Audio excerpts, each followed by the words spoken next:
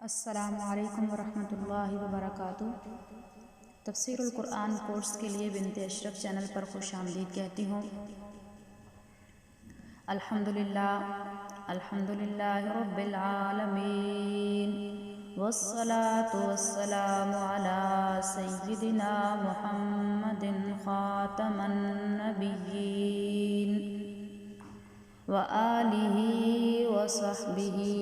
اجمعین، اما بعد فاعوذ باللہ من الشیطان الرجیم، بسم اللہ الرحمن الرحیم۔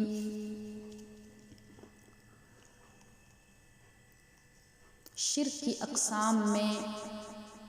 تحریمات غیر اللہ کا بیان پڑھیں گے۔ جس طرح اللہ رب العزت نے بعض حلال طیب چیزوں کو بعض خاص مقامات میں مذکورہ بالا مقصد کے پیش نظر حرام قرار دیا ہے، اسی طرح مشرک لوگ اس کے بالمقابل مرے ہوئے بزرگوں کی قبروں پر سے درخت اور گھاس کاٹنا اور شکار کرنا حرام سمجھتے ہیں، بعینہ ہی اسی علت کے ماتحت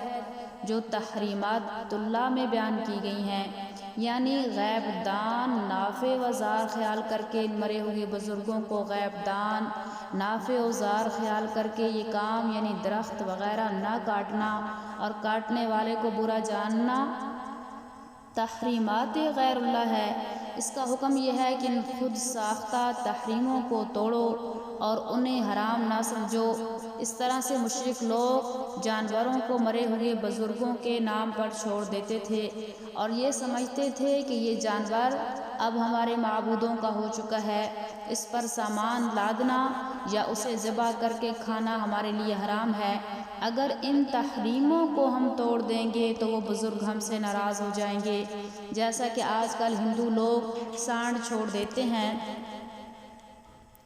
ویسا ہی مشرکین مکہ نے بحیرہ اور صائبہ وغیرہ بنا لیے تھے۔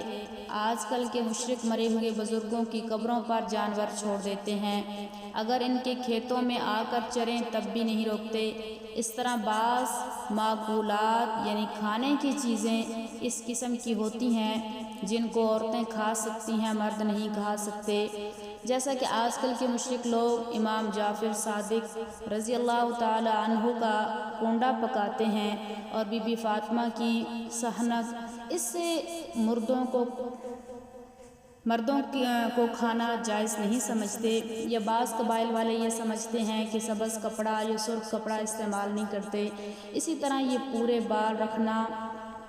جائز سمجھتے ہیں کہ یہ کام کریں گے تو فوراً مر جائیں گے۔ یہ سب تحریمات غیر اللہ ہیں جنہیں قرآن مجید نے مختلف عنوانات کے تحت بیان فرمایا ہے،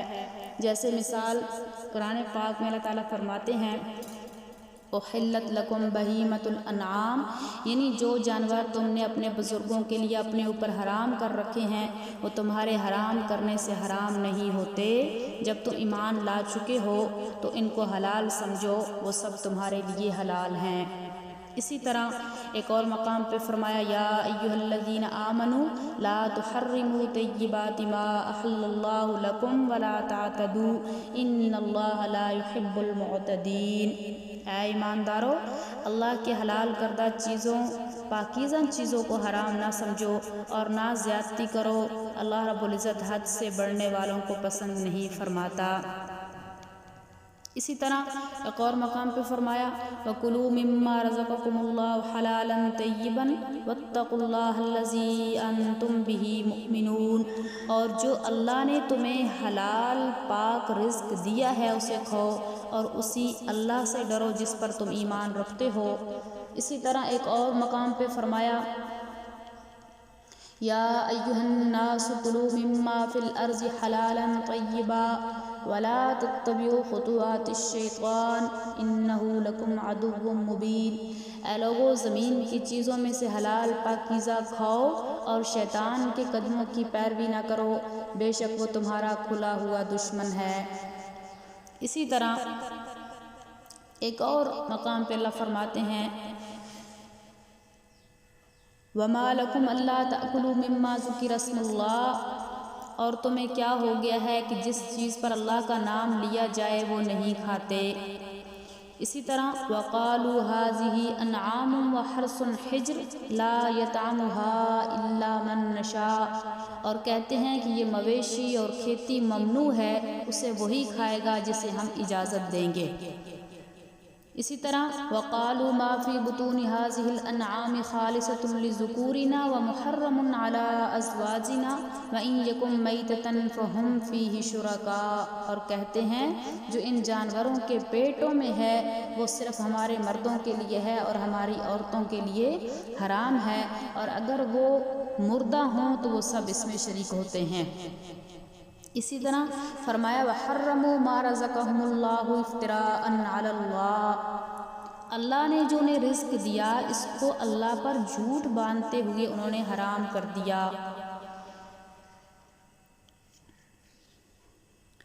اسی طرح ایک اور مقام پہ اللہ فرماتے ہیں یا بنی آدم خذوا زینتکم عند کل مسجد، اے اولاد آدم ہر نماز کے وقت اپنا لباس پہن لیا کرو۔ اس عنوان میں کپڑے وغیرہ جنہیں لوگ اپنے اوپر حرام سمجھتے ہیں سب قسم کا بیان ہوگا۔ اللہ رب العزت سے دعا ہے کہ اللہ تعالی ہم سب کو قرآن پاک کو صحیح صحیح سمجھنے کی اور دوسروں تک پہنچانے کی توفیق عطا فرمائے۔ وآخر دعوانا الحمدللہ رب العالمین۔